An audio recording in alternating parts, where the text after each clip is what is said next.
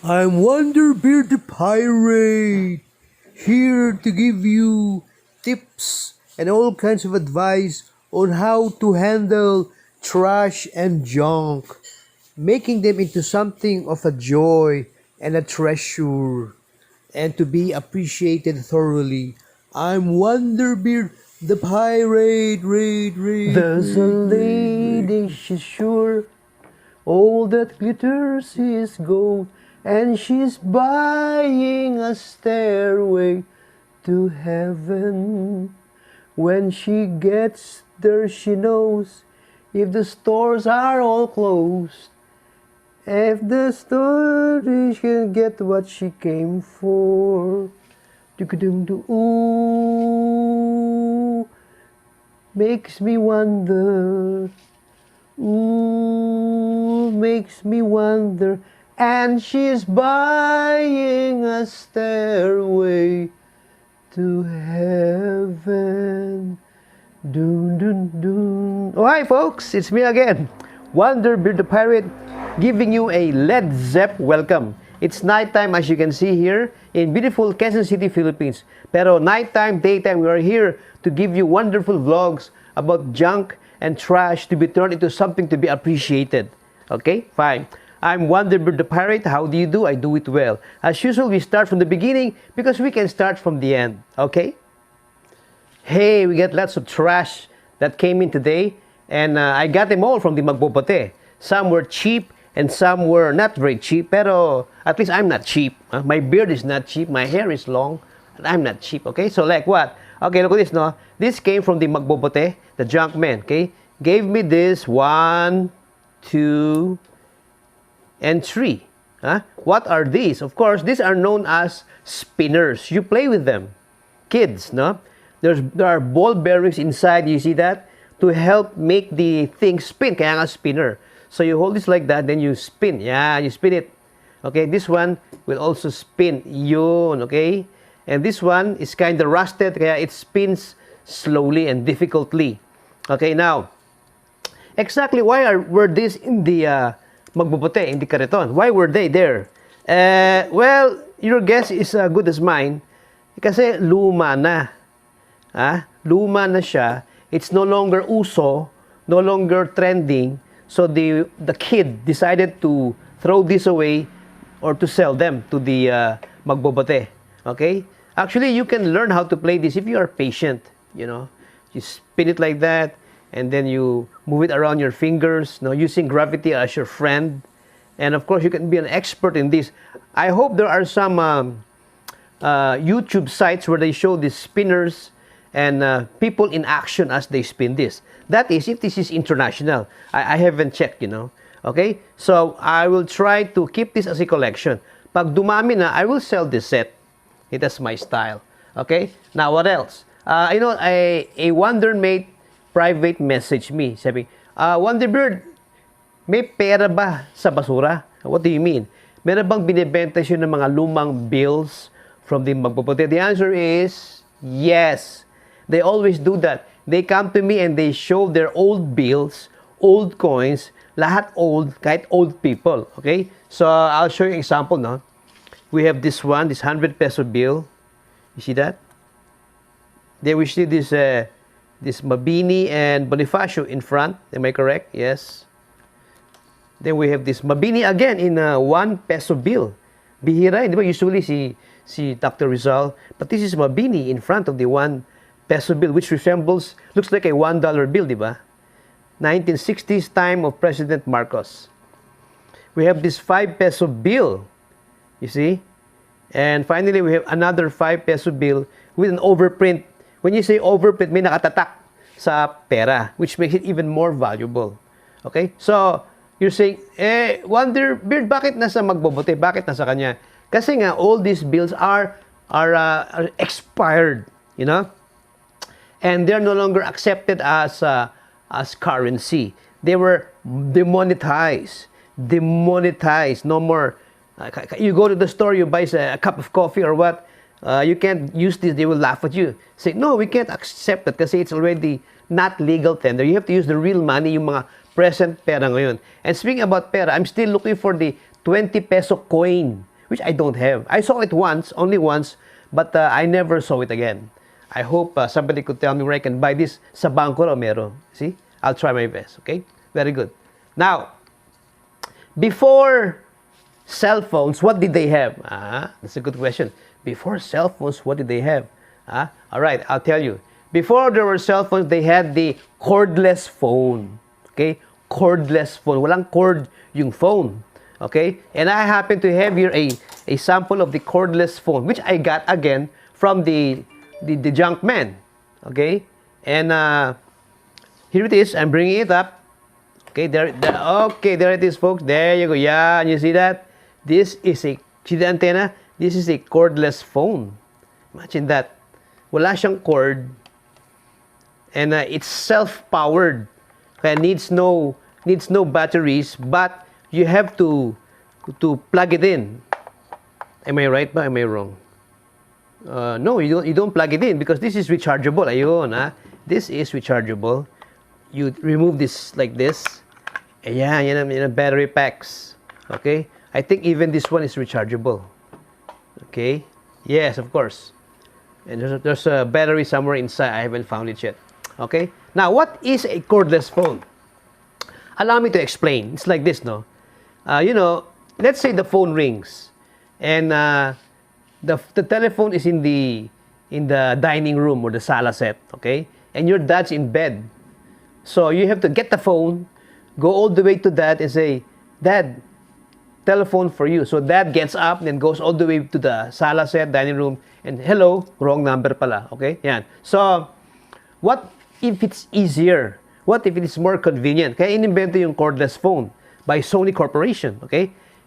If the phone rings, no, kasi it's got a powerful antenna, if the phone rings, you say, hello? Oh, you want to speak to my sister? Okay, so you bring this with you. Your sister doesn't have to go to the phone.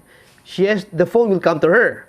You go to the bed. Hey, sis, you got a call from Tony. And then you get the phone. Tony, what's that? Oh, you want a date? Yeah, so nag-usap sila. Pag tapos na, just turn it off and give it back to Junior. And Junior will go back and place the portable phone, the cordless phone, back to its place. Gagano na naman siya. Yan. Waiting for another call. Another caller, okay? See? Now, it's a good idea. Something was invented to replace that. We have the cell phone, so that your cell phone can be under your pillow, can be beside you when you work, in your pocket, wherever you may go. You can have your own pace and time. You see? Yun. So you're asking, Wonderbird, bakit nasa junk shop? Okay? Well, 1987 pa to. Right? In fact, the color is faded. It's now kind of yellow, di ba? Did you notice? Ito white, ito yellow. I read somewhere that you can fix the yellow by placing some kind of acid, hydrochloric acid, I think. Okay? Now, well, it's expired already. Maybe the batteries don't work anymore.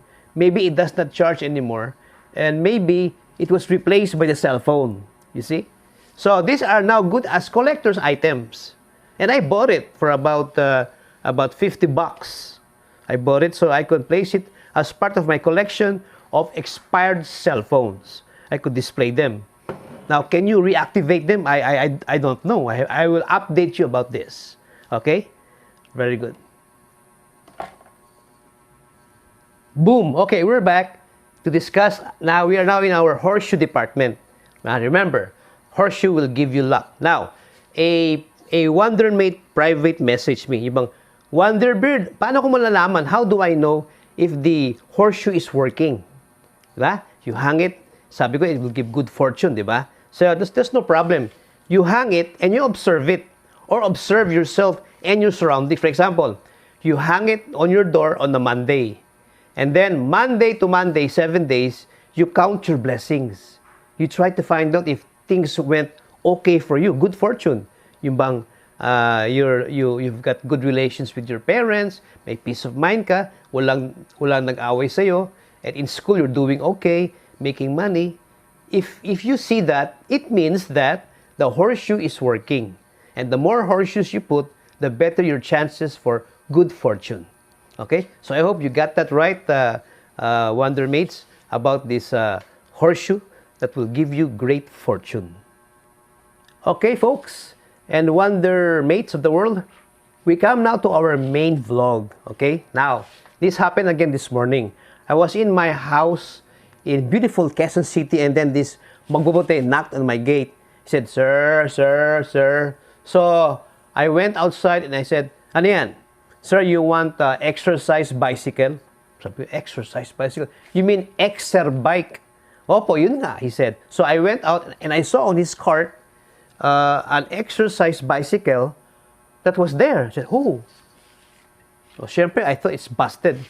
I said, "Sira yata eh. I think it's Hindi, sir. Luma lang at saka malaikabog, dusty." So he placed it on the ground and I tested it. It looks good, no? So I said, "How much?" He said something like 350. So that price is quite low because it's complete, all right? So I bought it. My purpose for buying it is to, of course, to vlog it and to fix it and to resell it so I could make some kind of profit. I would like to offer this online para malang people will be able to use it kasi they haven't got much money. They can use it on the pandemic in their homes, houses or townhouses or condos and use it without going out, without jogging. Okay? So I will now go outside and I will show you exactly what this contraption is and what it looks like. Okay? Hi folks, Wonderbeard here in my front garden. I have to be here because I can't bring in the Exerbike. It's kind of big. So I will show it to you and give lots of info about this Exerbike from the junk man. Okay, here we go folks. I'm here now at my garden outside where the Exerbike is staying. I brought it through my gate. There's the gate, you see? And I brought it in here and it was carried by the junk man inside because it's kind of heavy. All right, so this is the Exerbike in question.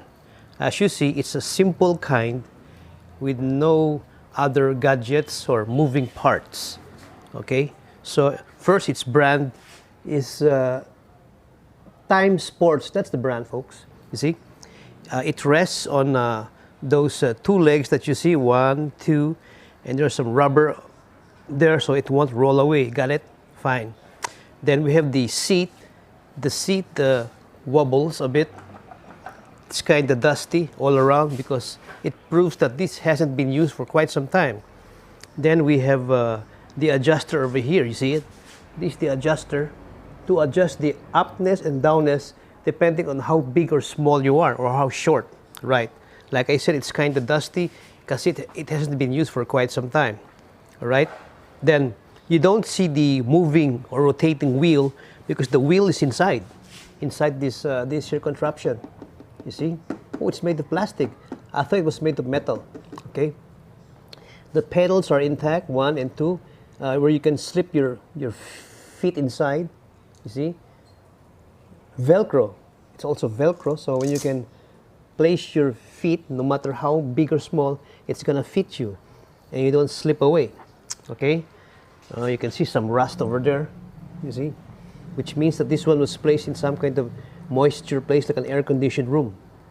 And then we go to the pedals, to the contraptions device. See, it says here mode reset. And you press this because it will measure what? It will measure the time, the speed, distance, calorie, and scan. Speed to tell how fast you're going, kung 20 kilometers per hour, 30 kilometers per hour, or light speed. Distance, like from here to there is about 3,000 feet. Time, how much time you spent, and this is incredible.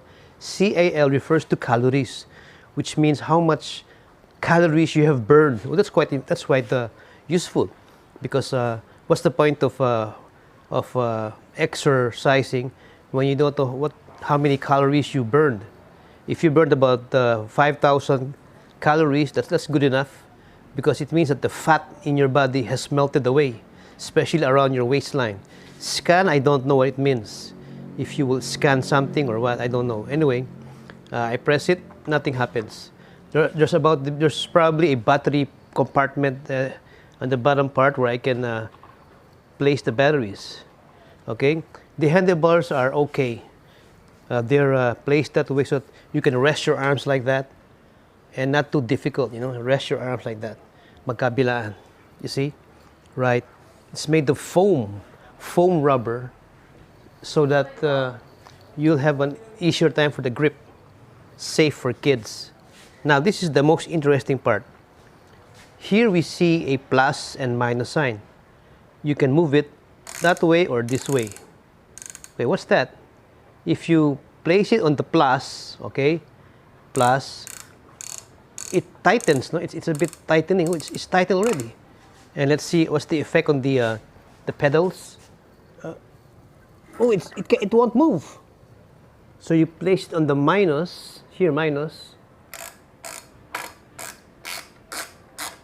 maximum minus, and the pedals can move already. You see that? It moves already. So what does it mean? It means that this thing works. Okay, this thing works. This is necessary to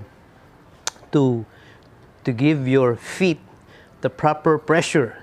Kapag plus, it's getting harder to move, which means that more effort, more muscle you need to pedal, therefore making you exercise harder. Ayun, it works. You see? I thought it didn't work, eh. But it works pala. Okay? So now I'm asking you, you're asking me, you're saying, Wonderbeard, bakit nasa junk, nasa magbobote, nasa kariton, itong Exerbike? Huh? Why? Well, I investigate, I thinkalate, I guessillate, believe that this was sold by the owner because I think, oh look, a pet cat. Oh, that's Kendra, our pet cat. I believe that this was sold by the owner to the magbobote because it's old, medyo luma na. The seat wobbles, you see. Baka naman yung may-ari wanted something much newer, mas bago. O kaya he wanted to replace it with someplace else. Or who knows, this one came from a gym. And the gym had no more space for these old-time Exerbikes. Baka mas type nila yung Exerbike na the handles move front and forward, you know, to give them more exercise. I'm just guessing. But anyway, the magbobote came to me and said, "Sir, you want Exerbike?" I said, "Yes, if the price is right." And yes, I bought it for 350 pesos, this Exerbike. Okay? Now, either I use it or I could resell it. But if I will resell it, I will have to remove all the dirt, the dust. There's the black cat again, one of our cats. Yes, I could use it again. I could resell it online for syempre much more to get back my 350 and to help others. Wag masyadong mataas yung presyo kasi kawawa naman yung mga bibili. They need something to help them in these pandemic times. Instead of running outside with all that COVID outside, why not just stay at home and Exerbike na lang? So I'll sell it for a fair price. Of course, the cat is not included, di ba? Okay, folks. So I hope you learned something again from this vlog about this Exerbike that I'm vlogging. Okay, folks. So with that, we conclude our vlog for this evening, for this time. I hope you learned something about the Exerbike and other items I have vlogged here. So remember, keep a sharp eye when you see old stuff. Kasi some people see, when they see old stuff, tapon kagad, throw away. No, it's not like that. If you see old stuff, see the possibility that you can have to keep it, to appreciate it, to sell it, to make some money, or to display it. Okay? So as usual, this is Wonderbeard the Pirate. Hoping that you will give me a nice like, because I like you, to give me a good subscribe, because one day I'll return the favor, and to give me good comments on, like for example, Wonderbeard, are you really gonna grow your beard as long as possible? The answer is yes, all the way to my waistline. I would like to show that, because that's my style as a pirate. Bulok. Okay? So, with that, I will now leave you. Hello, I'd like to tell you something, people of the world out there. I'd like you to know that Wherever you go, you will surely be there. Bye. We love you.